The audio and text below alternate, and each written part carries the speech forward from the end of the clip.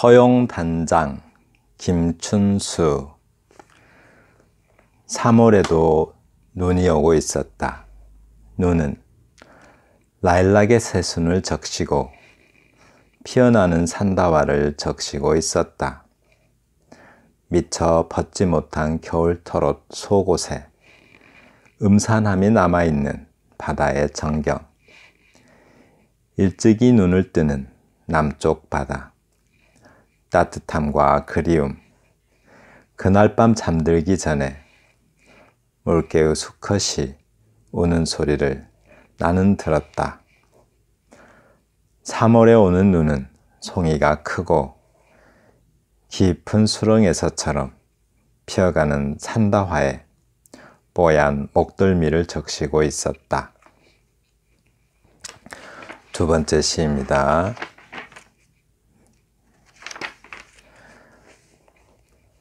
비, 김혜순. 하늘에서 투명한 개미들이 쏟아진다. 머리에 개미의 발톱이 박힌다. 투명한 개미들이 투명한 다리로 내 몸에 구멍을 뚫는다. 마구 뚫는다. 그를 떠밀면 떠밀수록 그는 나를 둘러싸고 오히려 나를 결박한다. 내 심장의 화면에 투명한 글자들이 새겨진다. 글자들 위에 글자들이 또 새겨진다. 나는 해독하지 못한다. 글자들이 이어져 어떤 파장을 그린다. 새겨진다. 하느님, 무슨 말씀을 하시는 거예요? 못 알아듣겠어요. 이 전깃줄은 물이 아니잖아요. 네, 복습합니다. 언어 발달의 단계에 따른 이미지 세 가지. 정신적 이미지, 정신적 이미지가 제일 많죠. 비유적 이미지, 상징적 이미지가 있고요. 대상과의 관계에 따른 이미지 둘, 상대적 이미지와 절대적 이미지가 있고요. 정신적 이미지란 언어에 의하여 마음속에 떠오른 감각적 이미지, 네, 마음속에 남아있는 또는 기억 속에 남아있는 그런 어떤 느낌, 네, 그것이 이제 감각적 이미지인데, 청각적 이미지, 시각적 이미지 막 그러죠. 청각적 이미지는 서정자의, 청각적 이미지는 뭐에 좋아요? 심리 상태, 즉 화자의 심리 상태를 그리는데 효과적이고, 촉각적 이미지는 접촉의 느낌이 있어서 감정 또는 정감의 강도를 조절하는 데 효과적이다. 네, 접촉의 느낌이 있으니까 살포시 닿느냐, 세게 가서 들이받아 버리느냐, 뭐 이런 감정이나 정감의 강도를 조절하는 데 효과적이래요. 뭐가요? 촉각적 이미지가. 적당한 촉각적 이미지로 격정과 분노, 애절함과 애틋함, 평온함과 따뜻함 등을 나타낼 수 있다라고 했고요. 후각적 이미지는 환기성, 네, 딱 정신이 들게 만드는 거죠. 이렇게 환기성을 가지고 있어서 새로운 정서를 불러일으키는데 효과적이다라고 했고요. 기관 이미지, 딱 하면 기관 이미지니까 뭐예요? 생각보다 몸이 먼저 반응하는 거니까 신체 기관이 작용하는 이미지는 생각보다 몸이 먼저 반응하므로 간절함, 급박함, 벅참 등의 서정적 감흥을 극적으로 나타내는데 효과적이다라고 했습니다. 네, 생각보다 몸이 먼저 반응해요. 마음이 급해요. 네. 근육 감각적 이미지는 근육 감각이니까 막 뭔가 움직이는 듯한 실룩실룩 하는 느낌이죠. 다른 이미지보다는 탄력성이 강하여 효율적으로 배치하면 생동감을 준다. 네, 근육이니까 생동감 주겠죠. 생동감을 높이는 장점이 있고 또 근육이니까 좀 어떤 거 한 군데 미세한 부분에 시선을 붙드는 힘이 있다라고 합니다. 네, 넘어갑니다. 이번 영상에서 다룰 건데요. 상대적 이미지와 절대적 이미지. 여기서는 절대적 이미지가 중요합니다. 이미지는 시적 대상이 표상하는, 즉 표상한다는 것은 좀 그 모양새, 생김새를 드러내는 이 말이죠. 표상하는 대상과의 관계가 어떠한가에 따라서 상대적 이미지와 절대적 이미지로 나뉜다. 네, 대상과의 관계가 중요해요. 대상과의 관계. 상대적 이미지는 대상을 가진 시이고, 절대적 이미지는 특정 시인의 상상 속에서만 존재하는 이미지다. 이 말 좀 중요한 것 같아요. 특정 시인의 상상 속에서만 존재하는 이미지다. 이렇게. 그리고 상대적 이미지는 보편성에 기대고, 절대적 이미지는 철저하게 개별성에 기댄다. 상대적 이미지는 다른 사람도 알아볼 수가 있어요. 그런데 절대적 이미지는 다른 사람이 알아보기가 쉽지 않습니다. 네. 다음. 상대적 이미지는 진리나 윤리, 도덕의 가치를 존중하고 그 삶의 가치관을 전달하는 수단이 된다면, 절대적 이미지는 특정 개인의 시적 세계에만 존재하는 이미지다. 그러니까 상대적 이미지는 이런 거 전달하려면 다른 사람들도 알아볼 수 있는 그런 이미지여야 되겠죠. 그런데 절대적 이미지는 그렇지가 않아요. 어떤 특정 시인이 가지고 있는 정신세계에만 존재하는 거죠. 상대적 이미지가 지속적이거나 집중적이거나 축소적인 구조를 보여준다면 어떤 하나의 이미지에 집중하죠. 상대적 이미지는. 그런데 절대적 이미지는 병렬적 이미지 구조를 보여준다. 이미지즘을 인상주의, 우리 그 인상주의 화가들 알아요? 인상주의 화가들. 그러니까 남들도 보는 대로 보는 게 아니라 화가들이 그러니까 어떤 특정한 장소에서 또는 그러니까 사실이나 실제, 그러니까 실제 사실은 어떠한가, 그거와는 아무 상관이 없이 대상을 눈에 보이는 대로 재현하려는 태도예요. 그러니까 그림으로 치면은 그런 건데, 그러니까 특정한 장소에서 특정한 사람이 특정한 시간대에 어떤 대상을 본다면 그것은 누구나 보는 그 모습대로 안 보이겠죠. 어떻게 예를 들면 좋겠는데, 그죠? 예를 들면 그 마네하고 모네가 있었죠. 모네의 그림을 보면 그 이름을 무슨 언덕이었던 것 같은데, 보면은 굉장히 그러니까 화가가 보았을 때, 그러니까 어떤 양산을 쓴 이렇게 여자와, 그리고 또 어떤 아이가 한 명이 또 이렇게 양귀비 꽃에서 이렇게 뛰노는 장면이 있죠. 그 장면을 보면 굉장히 좀 아름답게 그려놨어요. 근데 화가가 보기에 좀 아름다운 모습, 화려한 모습으로 그려놨는데 정확하게 사람 얼굴도 정확하지 않고 그냥 그 이미지만 그려놨죠. 이렇게 이미지만, 뭔가 그 아름답고 행복하다라는 그 이미지만 그려놨는데 다른 사람이 실제로 그 여자와 아이가 행복한지 아름다운지는 알 수가 없고, 화가가 나는 이렇게 보았다라고 생각하는, 자기가 받은 인상은 이런 것이다 라고 생각하는 그런 이미지를 그리죠. 되게 색채도 주관적이고 굉장히 그 그림 자체도 굉장히 주관적으로 그리죠. 그래서 그러니까 아침에 볼 때 이미지가 다르고 저녁에 볼 때 이미지가 다르죠. 그런 느낌의 이제 이미지인데, 이 절대적 이미지의 병렬적 이미지 구조를 보여준다고 하는데 이게 좀 그런 면이 있습니다. 자, 한번 볼까요? 처용 단장. 보면 이제 여러 가지 이미지들이 볼까요? 3월에도 눈이 오고 있었다. 눈은 라일락 새순을 적시고, 눈이 오고 있었다. 라일락 새순을 적시고, 피어나는 산다화를 적시고 있었다.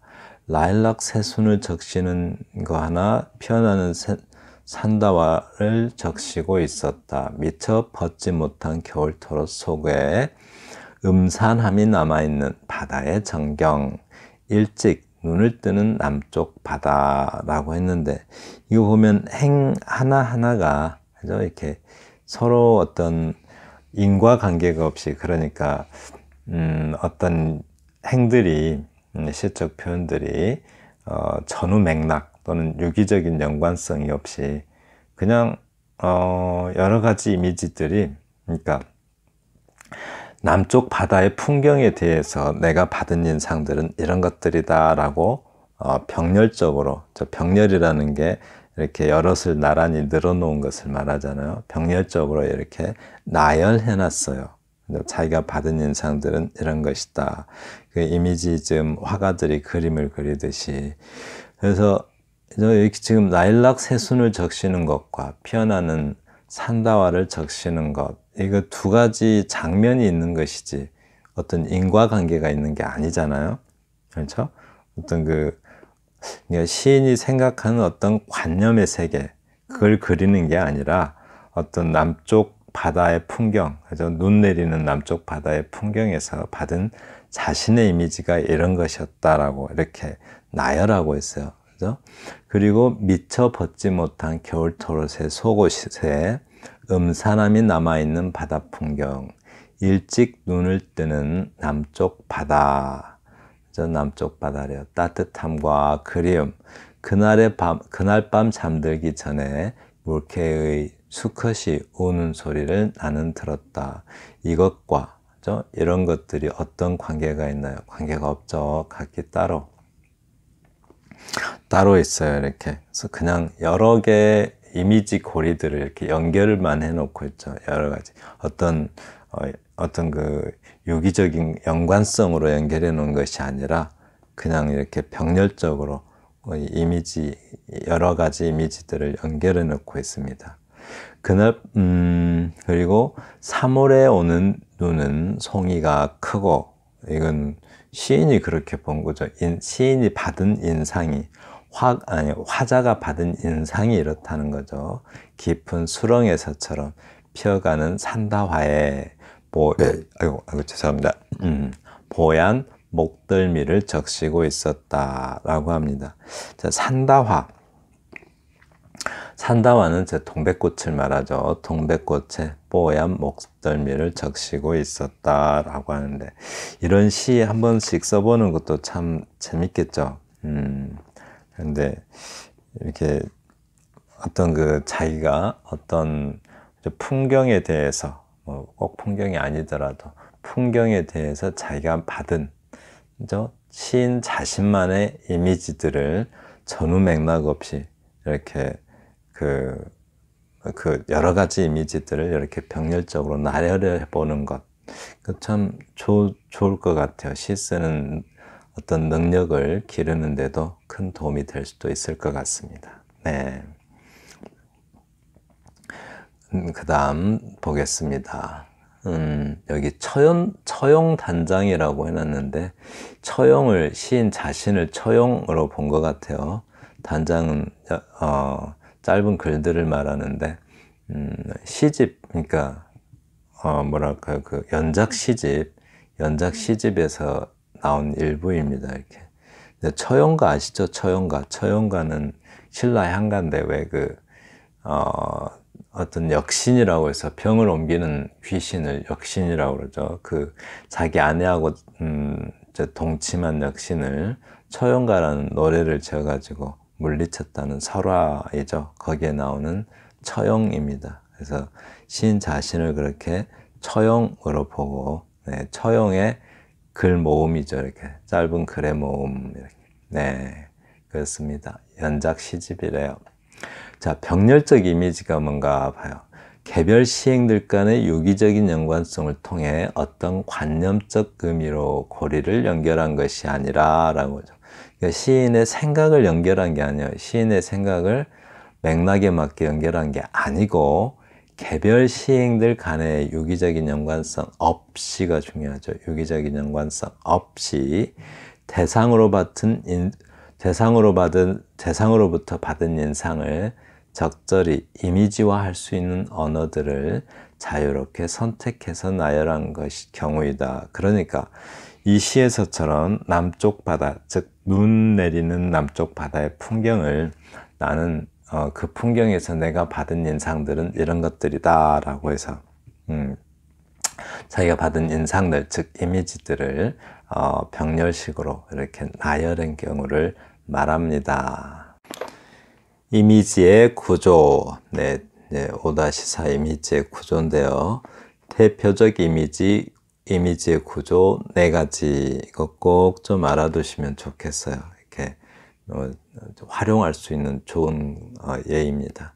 지속적 이미지, 집중적 이미지, 병렬적 이미지, 확산적 이미지 이 4가지를 기억해 두시고요. 구체적으로 보시면 자, 지속적 이미지는 지속적이잖아요. 지속적 이미지, 전체적 이미지들이 하나의 흐름을 지니며 시작과 끝이 맺어지는 경우로서 장시, 교훈시, 선전시 등이 많이 나타난다.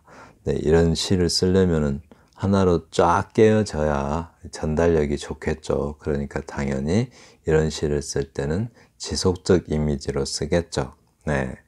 집중적 이미지 여기서부터 잘 혼자 따로 하려고 하면 잘 안 되니까 함께 할 때 제대로 해요. 그리고 좀 생각 안 나도 좋습니다. 시에 활용할 수는 있어요.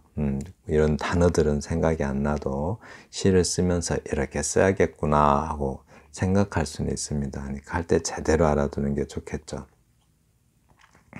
집중적 이미지는 여러 이미지가 등장하는데 결국 한 이미지로 결집되는 것이다. 하나의 이미지로 이미지가 여러 개 등장되는데 그 무엇에 대한 한 가지에 대한 이미지로 결집되는 것, 이것이 집중적 이미지예요. 조금 이따 사례 나옵니다. 병렬적 이미지, 이거는 또 주된 이미지의 간섭 없이, 즉 인과관계가 없어요. 이렇게 병렬적 이미지는 전후 맥락이 없고 인과관계가 없이 모든 이미지가 동등하게 나열되는 것이다. 절대적 이미지가 좀 전에 했죠. 절대적 이미지가 중복적으로 구성되는 경우가 대부분 여기에 속한다 라고 할 수 있고요. 또 확산적 이미지가 있는데요. 확산적 이미지가 작거나 부분적인 것에서 많거나 큰 것으로 확대되는 경우죠. 작은 거에서 작거나 부분적인 거에서 확대되는 경우, 이와 반대되는 경우가 축소적 이미지이다 또는 집약적이라고도 하죠. 축소적 이미지인데 작품의 말미에 이를수록 이미지가 작아지거나 집약되는 그 집약적으로 압축되어지는 경우를 말한다. 네, 확산적 이미지는 작은 것에서 커지는 것이고 축소적 이미지는 반대로 큰 것에서 작아지는 경우. 네, 또 그 예가 나옵니다. 그 경우를 말하는 게 축소적 이미지입니다. 자, 볼까요? 예, 깃발 이 시 모르는 한국 사람은 없겠죠. 이것은 소리 없는 아우성, 저 푸른 해운을 향하여 흔드는 노스텔지어, 영원한 노스텔지어의 손수건, 순정은 물결같이 바람에 나부끼고 오로지 맑고 고든 이념의 표태 끝에 애수는 백로처럼 날개를 펴다. 자, 이런 거를 하나 볼까요? 이미지가 지금 이것은 깃발이죠. 깃발에 대한 이미지를 여러 가지로 표현하고 있잖아요. 소리 없는 아우성의 이미지를 가지고 있고 깃발이 또 저 푸른 해운을 향하여 흔드는 영원한 노스텔지의 손수건의 이미지가 있고, 그죠? 또 순정의 물결같이 바람에 나부끼는 이미지가 있어요. 뭐가요? 깃발이. 그리고 오로지 맑고 고든 이념의 표대 끝에, 네, 표대 끝에 달려있는 이미지도 있네요. 좀 너무 억진가요? 애수는 백로처럼 날개를 펴다. 백로같이 날개를 펴는 이미지. 여러 이미지가 오직 하나를 가리키죠. 그죠? 모두 깃발 이미지 하나로 집중하고 있잖아요. 이런 경우를 하나로 집중한다 해서 집중적 이미지라고 말합니다. 그죠? 아우성, 그죠? 소리없는 아우성, 손수건, 물결같이 바람에 나부끼는 이미지, 포대 끝에 걸려있는 이미지, 백로처럼 날개를 펴는 이미지, 이런 것들이 다 뭐예요? 깃발이죠. 네, 이렇게 하나로 모아지는 이미지들, 이런 것들은 여러 개의 이미지가 하나에 집중되는 것, 이것이 바로 집중적 이미지다라고 합니다. 다음 볼게요. 청로루, 이거 선이 하나, 이렇게 선이 하나 그어 있으면 행갈이죠. 행갈이 이렇게 두 개 그어져 있으면 연갈이입니다. 네, 너무 쭉 밑으로 내려가니까 이렇게 써놓은 것 같아요. 행갈이, 연갈이인데, 먼 산 청운사, 낡은 기와집, 산은 자하산, 봄는 녹으면, 느릅나무 속잎 피어가는 12구비를 청로루 맑은 눈에 도는 구름 하고 나왔습니다. 네.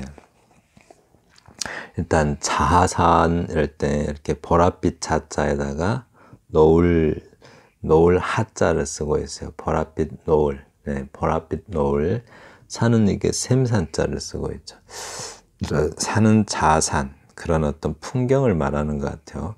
그러니까 자하라는 것은 신선들이 어떤 사는 곳에 이렇게 내리는 노을을 가리키는 말인데, 그런 풍경을 말하는 것 같아요.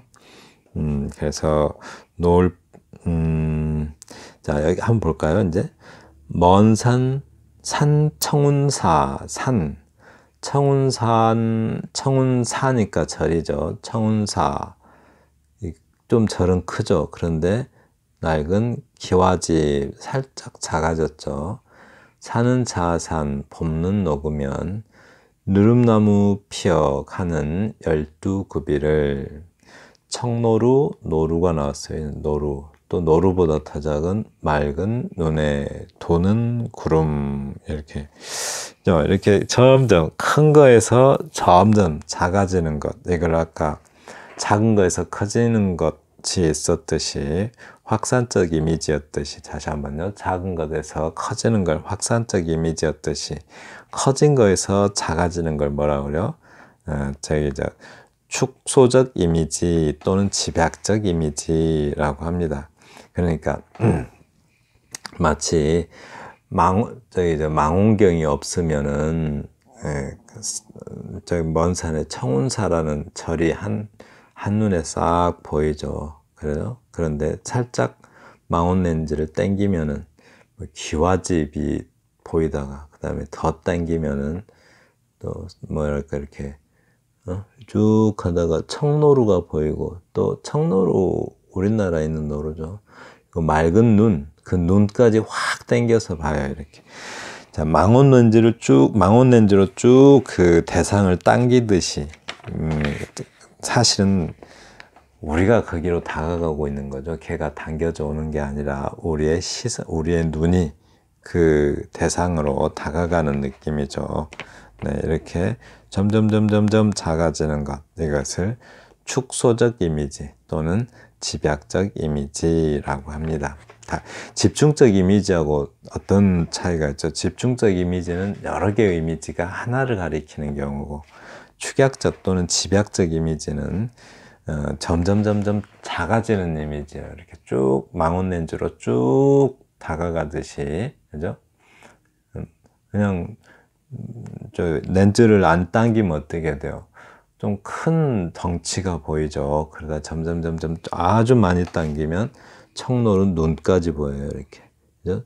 절이 보이다가 기아집이 보이다가 그 다음에 노루가 보이다가 더 땡기면 어떻게 돼요? 눈이 보여요. 눈. 이렇게 점점 다가가는, 그죠? 예. 망원 렌즈 확 당기듯이 이렇게 다가가는 듯한 느낌, 이런 것을 축소적 이미지, 집약적 이미지라고 합니다.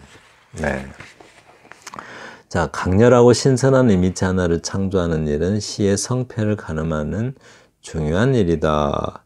제가 딱히 여기에 필요한 말은 아니지만 중요한 생각인 것 같아서 일부러 적어놨습니다. 네, 굉장히 그러니까 이미지, 자기만의 시인만의 이미지, 그죠? 사뿐히 절여받고 가시옵소서, 그 한마디로 그냥 그러듯이 그 이미지 하나를 만들어내는 것, 네, 그거는 아주 시의 성패를 가늠할 정도로 중요한 일이다. 그죠? 종로인경에 머리를 들이받아, 이렇게 이러듯이. 그 어떤, 그러죠? 그것도 바람보다 더 빨리 일어나는 뭐 그런 표현이라든가. 그런 듯이 이미지 하나를 탁 만들어내는 것, 창조하는 일은 굉장히 중요한 일이죠. 네, 그렇습니다. 땅끝 윤금초라고 합니다. 윤금초. 땅끝 선짓빛 깃털 물고 햇살 무등 타고 미역바람 길들여오는 불인걸, 원래 인걸불이라는 표현을 많이 써요. 인걸불. 근데 여기서는 불인걸이라고 해놨는데 인걸불이라고 해요. 그 외에 숯불이 활활 타고 있을 때, 네, 그 느낌, 그런 불을, 숯불 보신 적 있죠? 요즘은 고기 구울 때 숯불에다 잘 안 굽나요? 숯불이 빨갛게 타고 있으면 그것을 인걸불이라고 해요. 불인걸, 인걸불. 발겨서 먹는 그 불새는 여자였다. 선짓빛, 뭔가 선짓빛도 빨간데 다 빨개요. 그냥 땅끝 마을이 땅끝의 풍경이잖아요. 이 땅끝의 풍경이니까 선짓빛 깃털 물고 햇살 무등 타고 미역바람 길들여오는 불인걸 발겨먹는 불새는 여자였다. 불새 탁 나온 걸로 봐서 뭔가 느낌이 있어야 되겠죠. 불새. 현실의 새가 아니잖아요. 신화의 새죠. 예, 신화적 이런 거를 이제 신화적 이미지라고 하는데, 원래 불새는 죽어서 다시 태어나는 새 이미지죠. 그러니까 이집트 신화죠. 아마 이집트 신화. 그러니까 한 500년, 600년, 700년 그 정도 되는 그 정도 되는 시간을 주기로 해서 스스로 자기가 죽죠. 그러니까 나무를 막 쌓아가지고 불을 피워서 자기를 스스로 타 죽어요. 그리고 타 죽으면 다시 재 속에서 다시 살아나죠. 그런데 지금 땅끝 마을에 저녁놀이 그렇게 보이나 봐요. 이렇게 불새로. 그래서 선짓빛 깃털 물고, 깃털이, 불새의 깃털이 선짓빛인데 저녁놀이 그렇게 보이나 봐요. 햇살 무등 타고, 목말이라고 하죠. 목말. 무등을 목말이라고 그래요. 무등 탄다, 이 말은 목말. 그러니까 목마는 나무, 만든 말이고, 사람 목에다 태우는 것은 목말이라고 합니다. 목말. 네, 목마는 다른 거죠. 그냥 말이죠, 말. 나무로 만든 말. 미역바람으로 길들여오는, 바람은 스스로 모습을 드러낼 수가 없잖아요. 그래서 우리가 나무가 흔들리거나, 바람에 건부라기가 날아다니거나, 그러면 우리는 바람의 존재를 알 수가 있잖아요. 바람이 스스로 존재를 드러내지 못하듯이 바람을 어떻게 표현할 수가 없죠. 그래서 한자 중에 세을자를 보면 그게 이제 바람의 모습이죠. 그렇게 표현한다든가 하는 것처럼 미역이 바다의 물결을 따라서 움직이는 그러한 어떤 이미지로 바람의 이미지를 만든 것 같아요. 이렇게. 그래서 미역바람 길들여오는 불인걸을 숯불을 마치 먹이 먹듯이 찢어 발겨서, 그죠? 찢어 발겨서 먹는 그 불새는 여자였다. 왜 하필 또 불새가 여자였다 그랬을까요? 불새가 다시 태어나잖아요. 이렇게 다시 태어난 걸로 봐서 여자는 어떤 그 부활의 이미지를 살리기 위해서 이렇게 표현한 것 같아요. 네, 그렇습니다. 네, 여기는 또 뭐 이렇게 햇살, 선짓빛, 또 미역바람 길들여오고 불인 걸, 이런 것들은 다 시각적 이미지이기도 하죠. 불새도, 물론 불새도 시각적이긴 하지만 아무래도 여기서는 그냥 신화적 이미지, 즉 죽었다 다시 태어나는 부활의 이미지를 가지고 있는 신화적 이미지라고 하는 게 좋겠습니다. 네. 그리고 달물이 해조음, 해조음은 그 바다 해자에다가 조류할 때 조자죠. 그 물수자 뒤에 그 조자 들어가잖아요. 그래서 그 해조음, 그러니까 바다 해자에 조류 조자에 소리 음자 써서 한마디로 파도 소리 또는 뭐 일출이란다. 그 밀물이죠, 밀물. 막 밀물 때 밀물이나 썰물이 이동하는 소리, 네, 그 소리를 해조음이라고 해요. 청각적 이미지인가요? 그렇죠. 자갈자갈 속삭인데요. 누가요? 달물이, 해조음이 속삭이겠죠. 아니, 파도가.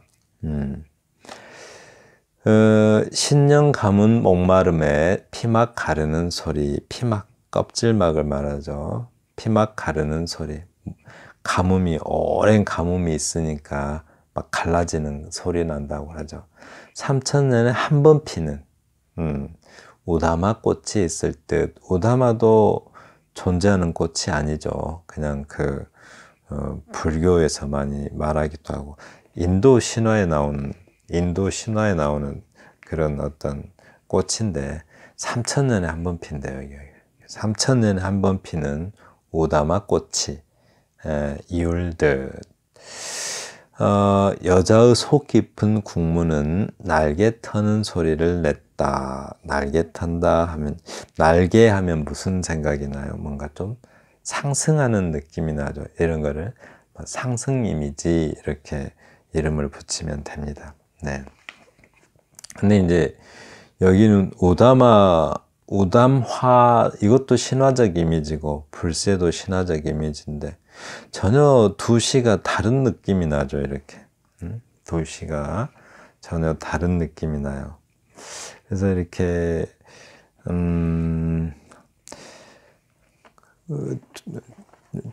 그러니까 뭐라 그럴까요?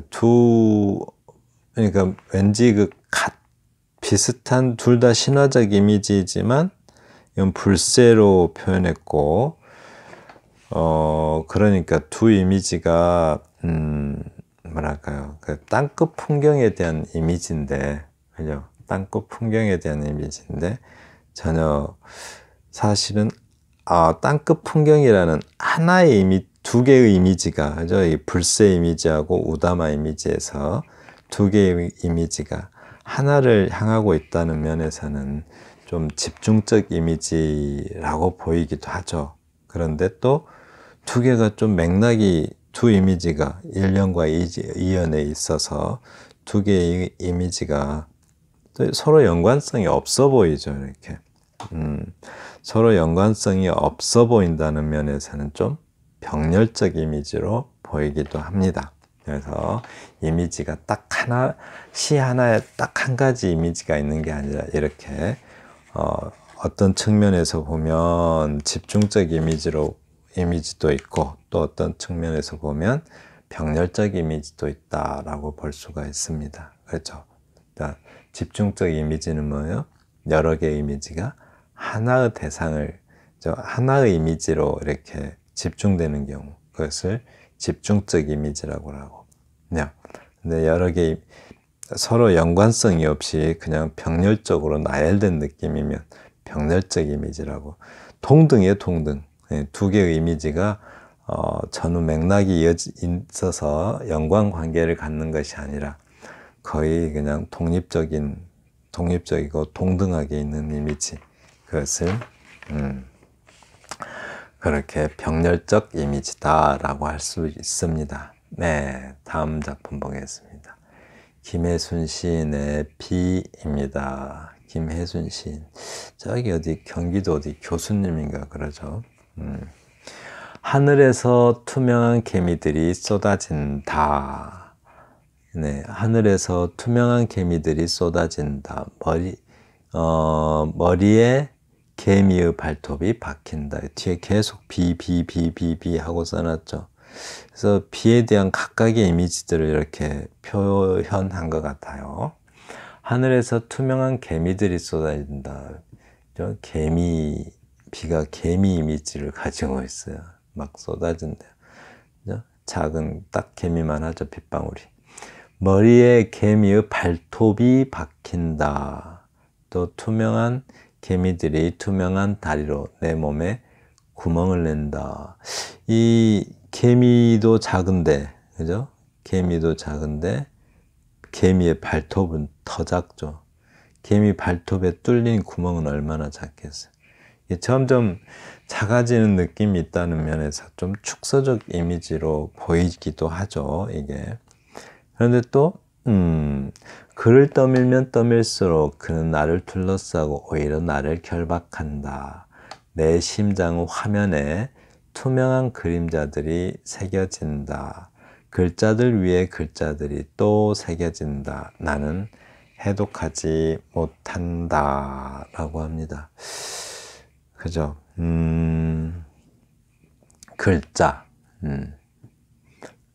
글자들이 이어져 어떤 파장을 그린다. 새겨진다. 라고 해요. 글자, 그 다음에 글자들이 새겨져서 파장이 돼요. 이렇게. 그리고 말씀이 되는 거죠. 이렇게 점점 좀 커져가는 느낌이 있죠. 글자에서 비문, 비문이 되고, 그래서 잠깐만요. 이렇게 글자에서 말씀, 비문, 또 뭔가 하나님과 통하는 전깃줄로도 연결되는 쭉 이어지고, 그죠? 단어였다가 파장이었다가 글자 한 글자 한 글자였다가, 그죠? 점점 커져가는 느낌도 있죠. 이렇게 글자였다가 파장이었다가 그러니까 빗방울이 모여서 빗줄기가 되듯이, 그죠? 글자들이 모여서 문장을 이루고 또 문장들이 모여서 하나의 말씀을 이루는 거죠.